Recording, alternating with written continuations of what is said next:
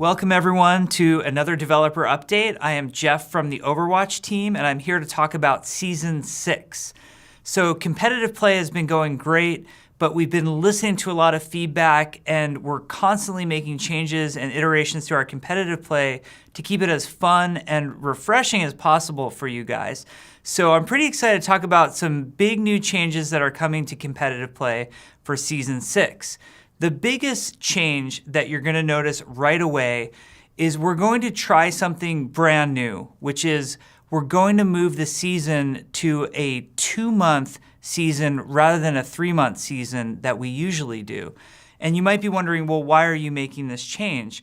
There's a number of reasons. At first, when we were testing competitive play in the beta, and not a lot of you were there playing with us at the time, we tried 1-month seasons and we got overwhelming feedback that this was just way too fast and there didn't feel like there was enough significant time for you to earn the rank that you believe that you should be at and stay at that rank.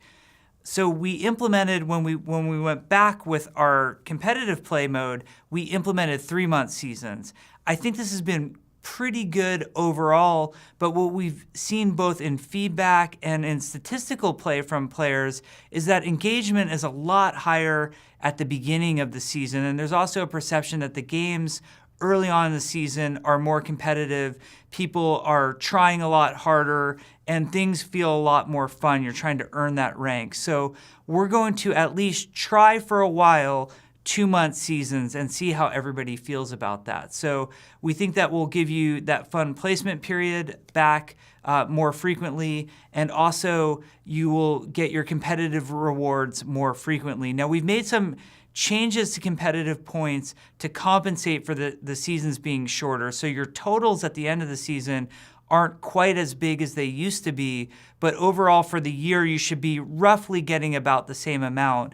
And then we're also giving you more competitive points per win in competitive play starting in Season 6. So that should feel pretty good. Now there are a lot of other changes coming too.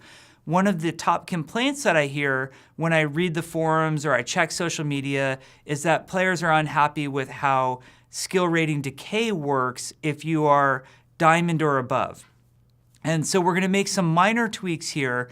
Nothing too groundbreaking, but instead of 7 games played per week, we're going to require 5. So we're going to reduce that a little bit, which should make things feel a little bit better. And then also, if you do hit a moment when you decay, rather than having you decay by 50 skill rating, we're going to have that and have you decay by 25 skill rating. So it should be a little bit less of a sting. Now, unfortunately, at the high levels of play, skill rating decay is kind of required because it prevents a lot of sort of undesired behaviors that we see if it's not there. For the long term, we have other ideas to fight against the need for skill rating decay, but for Season 6, we feel like this reduction will make it feel a little bit better than what you guys have felt in Seasons 4 and 5, for example. Now, there's some other changes coming to competitive play that I think will be welcome, or I hope that they're welcome, which is a change to the way control maps work. Right now, control maps are a best out of 5 that will play. So somebody has to win 3 control points on control in competitive play in order to win the match. We've noticed that an inordinate number of these matches are going into overtime. We're seeing lots of 99 to 99% holds on control and a lot of 5-point maps and matches taking place. And this is resulting in very long match times. When we look at Assault, Hybrid, and Escort compared to Control, we were really surprised to see that Control was sort of an outlier in terms of how long matches were taking. To solve this for Season 6, the control maps will be a best out of 3, so whoever wins 2, just like in Quick Play, will win the match. This will get you into more matches sooner rather than later. This will make, losing a control map sting less, especially, right now in Season 5, it really stings when your team goes 5 full points and maybe loses in overtime. It's kind of devastating, and we want those moments to go a little bit faster. So that change to control is coming. We think that will feel great. The other thing we're doing for Season 6 is we're changing how placements work to try to place you more accurately where you belong. In Seasons 4 and 5, we were doing some experimentation where we were actually placing you a little bit lower than where your skill rating should have been. And we were allowing you to climb a little bit more earlier in the season to just make you feel better about progressing.